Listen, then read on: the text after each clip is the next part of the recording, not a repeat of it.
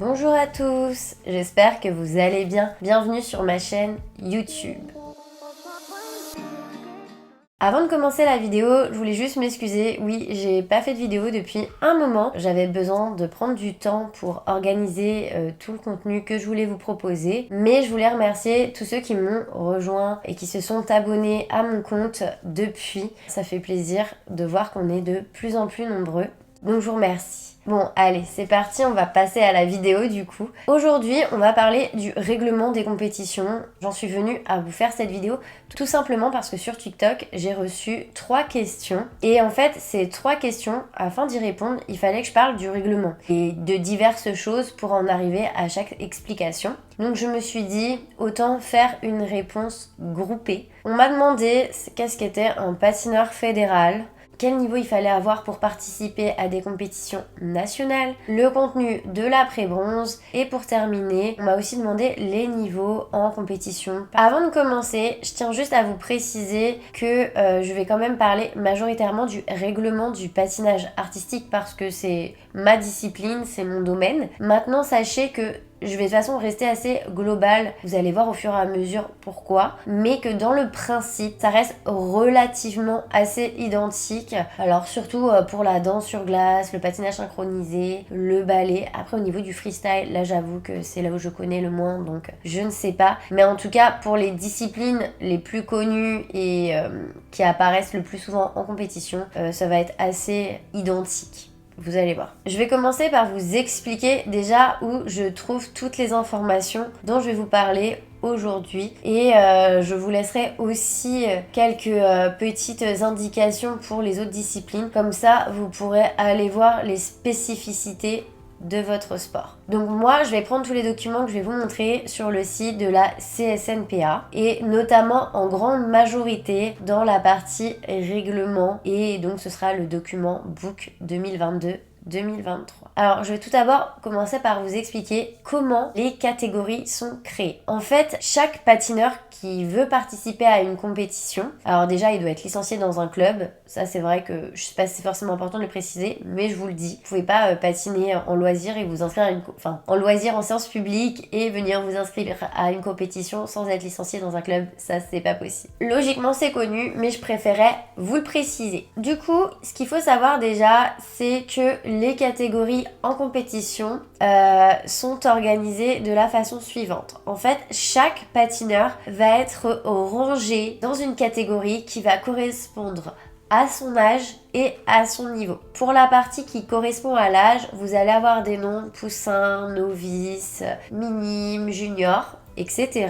Et pour la partie niveau, ça va regrouper la partie nationale, fédérale et régionale. De toute façon, vous allez voir, je vais vous mettre le document à l'écran qui regroupe toutes ces informations. Pour vous donner un exemple, une patineuse ou un patineur de 14 ans qui a l'après-bronze va se retrouver en novice fédéral 2. Je vais pas développer sur les différentes catégories parce que en fait, ce qu'il faut savoir, c'est que d'une année à l'autre, ça peut changer. Il y a des modifications qui sont apportées au règlement et du coup, pour vous donner un exemple, catégorie Benjamin, pendant toute une période, elle n'existait plus et puis elle a réapparu en fait, tout comme d'autres catégories. Donc ça peut changer. Et pareil pour le côté national, fédéral et régional. À une époque, on appelait ça des divisions et c'était première division, deuxième division, troisième division. Faut pas trop s'attacher au fonctionnement, on va dire qu'il peut évoluer et changer d'une saison à l'autre. Pour voir ces changements, eh bien c'est assez simple. Au plus tard en début de saison, donc au mois de septembre, et c'est vraiment au plus tard parce qu'en général c'est bien avant,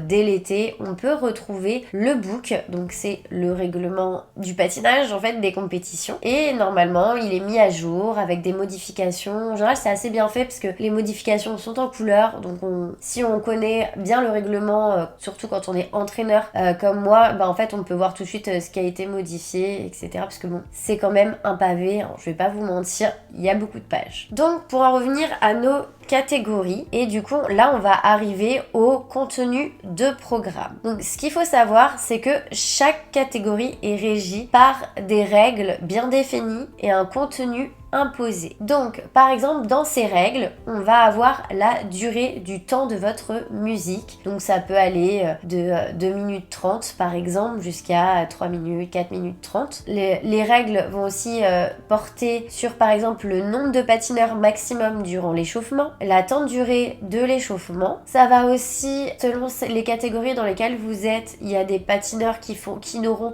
qu'un seul programme, donc un programme long, programme libre, tout dépend comment vous voulez l'appeler, mais c'est la même chose. Et il y a des catégories, donc ça c'est quand c'est plus élevé, où il y a 2 programmes. Vous avez le programme court, le programme libre. En danse sur glace, on dit plutôt imposé, c'est parce que chaque chose est différente. Mais dans les 2 cas, voilà, selon les catégories, il peut y avoir un programme ou plusieurs programmes. Ensuite, dans ce qui est la partie, on va dire, contenu imposé, ça va concerner les éléments techniques. Il y a une petite partie artistique maintenant qui s'est rajoutée il y a peu pour essayer, on va dire, je pense, ça c'est mon point de vue personnel, hein, donc je me trompe peut-être, mais je pense que c'est pour que l'artistique évolue déjà dans la discipline et aussi que ce soit un petit peu plus codifié et moins subjectif. En tout cas c'est comme ça que moi je le perçois, mais en tout cas c'est majoritairement la partie technique. Donc en fait par exemple ça va être le nombre de sauts que vous allez faire dans votre programme, il est imposé. Par exemple ça peut être 4 sauts, ça peut être 6 sauts, etc.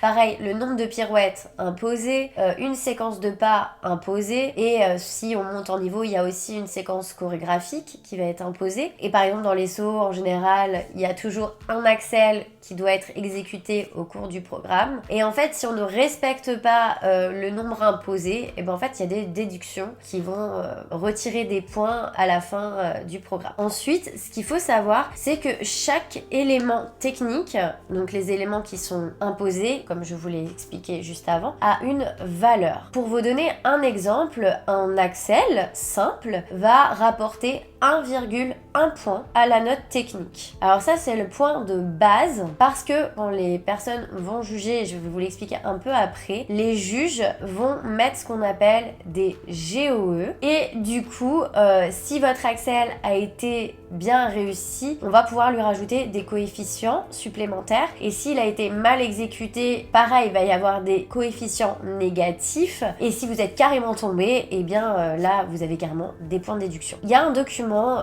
sur le site de la CSNPA où vous allez pouvoir retrouver tous les éléments avec toutes leurs valeurs de base en fait, et aussi avec les GOE. En tant que tel, je veux dire que ce soit entraîneur et patineur, on peut pas trop se baser sur les GOE, ça c'est vraiment les juges à l'instant T qui vont juger, parce que par exemple si à l'entraînement vous faites votre saut parfaitement, vous pouvez peut-être même avoir plus de points, mais si le jour J de la compétition, eh bien c'est pas, vous vous penchez, il y a la main qui touche la glace, vous aurez des GOE. La partie la plus utile, c'est vraiment la valeur qu'on appelle base. Et du coup, cette valeur, elle va être très utile. Et là, j'en viens à répondre à la question quand on me parlait du contenu de la pré-bronze. Parce qu'en fait, tout simplement, à partir d'une certaine catégorie, on va passer les médailles de libre. Et ce sont des médailles qui vont se passer en compétition. Et chaque médaille va avoir un score à atteindre technique et artistique. Par exemple, pour vous donner une idée, pour la pré-bronze, et en plus c'est le contenu qu'on m'avait demandé en fait sur TikTok, il va falloir que vous atteigniez le score de 11 points techniques et le score de 11 points artistiques. Alors évaluer la partie artistique, c'est quand même vachement compliqué.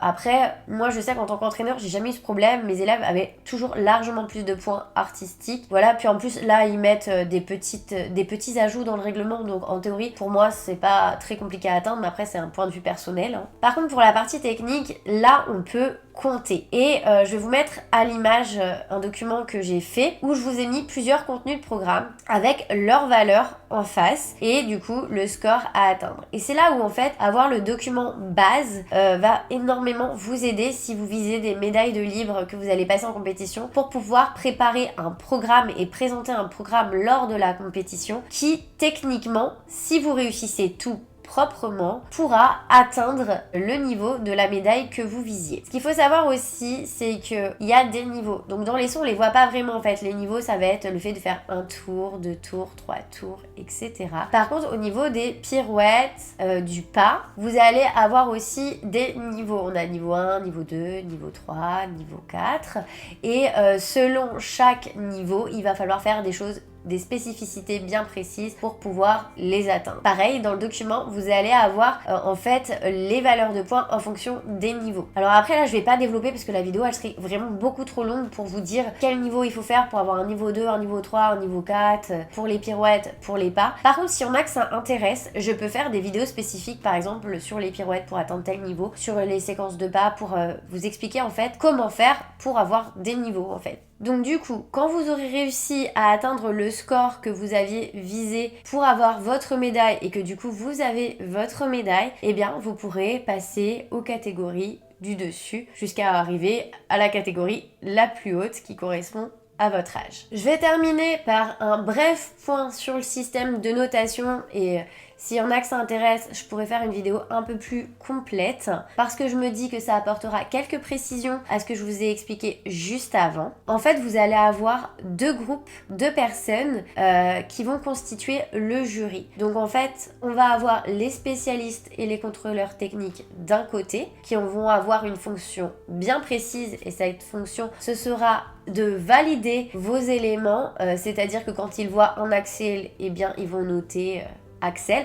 Donc il y a un diminutif, hein, ils écrivent pas c'est un A par exemple. Quand c'est une séquence de pas, eh bien c'est pareil, il y a un diminutif STSQ. Pareil pour les pirouettes. Je vous mets le petit lien. Comme ça, vous aurez... Je sais pas comment appeler ça hein, d'un seul coup, là, quand je fais la vidéo, je suis désolée. Mais vous aurez le petit diminutif, en fait, de votre saut. Par exemple, si c'est un double salco, eh bien, ce sera 2S. Et puis, par exemple, si c'est une pirouette assise niveau 2, par exemple, eh bien, ce sera seat spin, donc c'est SSP. Et que si elle est niveau 2, vous verrez, il y a marqué 2. En fait, tout simplement. Donc du coup, les spécialistes techniques et le contrôleur technique, ils vont valider ce que vous faites sur l'aspect technique, donc les éléments de programme qui vous sont imposés, même s'il y a une partie des éléments que vous choisissez, parce que bien sûr, si on vous dit il y a 4 sauts dans votre programme ou il y a 6 sauts dans votre programme, dont un axel, bah ça veut dire que vous devez faire un axel, mais sur tous les autres sauts, vous aurez le choix de présenter les sauts. Après, il y a toujours des petites règles comme le saut ne peut pas être répété plus de 2 fois, un nombre de combinaisons et de séquences imposées, etc. Mais là, je vais pas rentrer dans les détails parce que ça va varier d'une catégorie à l'autre. En fait, voilà, ils sont vraiment là pour valider vos éléments techniques. Ensuite, vous avez les juges vont juger deux choses. Ils vont juger l'exécution de votre élément technique, c'est-à-dire que le spécialiste technique, comme on l'a dit avant, il va dire il ou elle a fait un double salco par exemple, et ça fait hop le montant de base, et le juge, lui, il va marquer s'il a estimé que c'était bien, pas bien. Je vais vous mettre une feuille de score à l'écran, comme ça vous pouvez le voir, commencer, et du coup, après, vous avez le total de l'élément, donc avec les ajouts des GOE ou à l'inverse, si vous avez des GOE négatifs, la valeur de base de votre élément va redescendre. Et en plus de juger en fait l'exécution de votre élément, ils vont aussi juger l'artistique de votre programme. Donc la note artistique regroupe plein de choses. Donc pareil, je vais pas m'étaler parce que ça mériterait une vidéo complète dans laquelle je pourrais vous expliquer exactement tout ce qu'ils vont juger. Et pareil, les attentes ne sont pas les mêmes selon les catégories. Hein. Et donc sur la fiche, on voit aussi qu'il y a une partie pour la note artistique. Et du coup, à la fin de la compétition, cette petite fiche vous sera remise et comme ça, vous pourrez voir si vous avez les points de votre médaille ou pas. C'est une petite fiche aussi très utile pour s'améliorer en fait, pour voir là où on a fait des erreurs. Ou à l'inverse, ce qui est très bien, hein, parce que c'est important aussi de souligner les choses positives comme les choses négatives de votre programme. Et pareil, si vous voulez une vidéo où je vous explique toute la fiche et comment la décoder, n'hésitez pas à me le dire en commentaire. J'ai expliqué de façon assez générale le règlement. Après, c'est vrai que chaque précision va toucher les catégories de chaque patineur, donc ça serait trop compliqué de faire une vidéo par catégorie et comme je vous le disais en plus au bout d'un moment ce serait peut-être plus actuel puisque le règlement change, mais j'espère en tout cas que c'était à peu près clair, que ça vous a donné une idée. Oui, parce que ce que je vous ai expliqué au niveau du règlement, c'est national. Chaque pays ne se gère pas du tout pareil. Il n'y a pas forcément des médailles, etc. Ou c'est pas les mêmes noms des médailles, les mêmes contenus, les mêmes catégories, etc. Par contre, au niveau des éléments et des valeurs de chaque élément, du nom des éléments, du système de jugement, eh bien c'est international puisque c'est quelque chose qui est géré et créé par l'ISU. J'ai pas parlé non plus des catégories adultes, mais c'est pareil, c'est exactement le même système et d'ailleurs normalement vous l'aviez vu apparaître, je vous le remets à l'écran. J'espère en tout cas que ça vous aura éclairé. Si jamais vous avez une question, n'hésitez pas à me le dire en commentaire et puis de toute façon on se retrouve la semaine prochaine pour une nouvelle vidéo. À bientôt!